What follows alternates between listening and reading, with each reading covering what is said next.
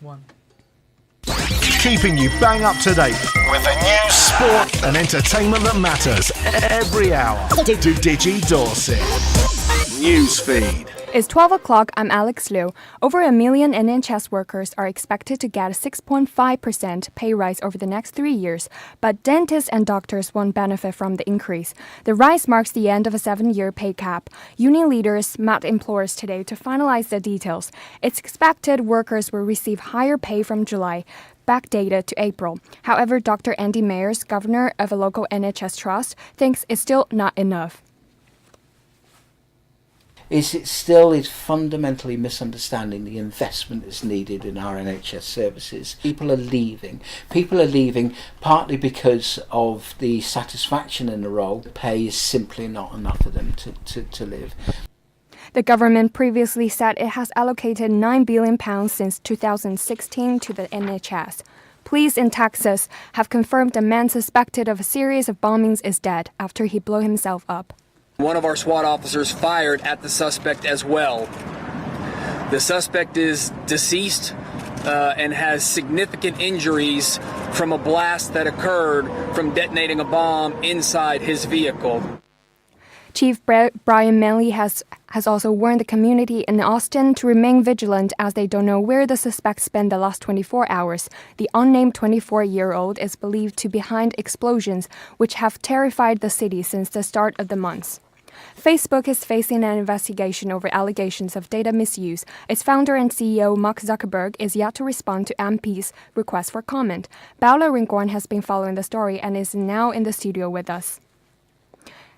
Paula, remind us what's happening. So there are claims a British firm used millions of people's data from their Facebook profiles to send them political messages. It mainly relates to the US election in 2017. It's Cambridge Analytica and its CEO, Alexander Nix, has been suspended. Facebook's being investigated into what happened, and founder Mark Zuckerberg's been called before a group of MPs, but he hasn't responded yet. And it's provoked a lot of reaction? Yes, plenty of people are having their say. Data experts like Paul Oliver DeHay says Mark Zuckerberg will need to explain what he knew.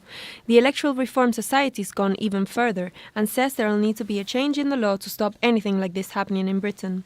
Meanwhile, Facebook shares have fallen by 2.6%, and there is fear that distrust for the social network may cause a downfall in usage too. Thank you very much, Paula, for joining us.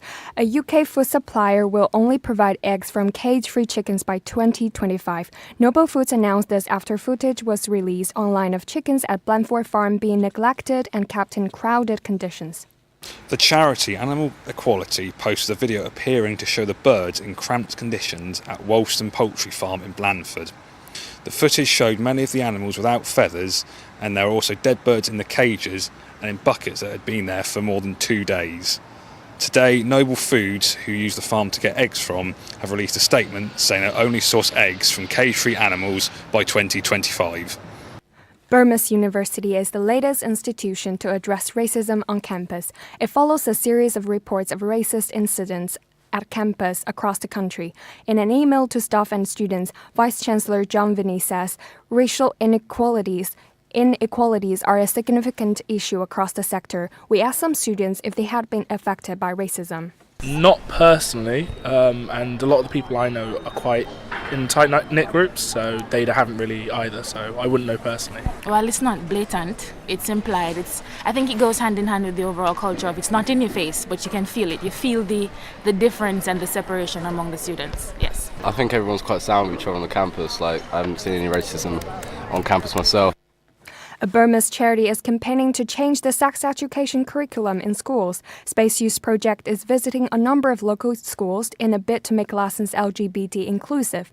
Ali Moore, a young trans male, tells us how valuable these lessons would have been for him at school. Growing up, it took me a really long time to find out that cis and heterosexual isn't the norm, and that I'd already had 5 years of sex education classes. And I just feel like if they'd introduced the idea of LGBT even in the first one, I would have been able to come to terms with my gender and sexuality so much quicker. It would have helped my mental health massively. Carperai has put jobs under threat with sweeping restructuring plans. They will allow the struggling retailer to close poorly performing stores. They have 6 stores across Dorset.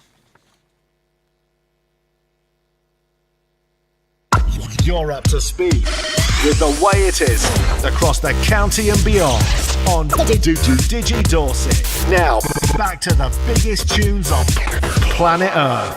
Digi.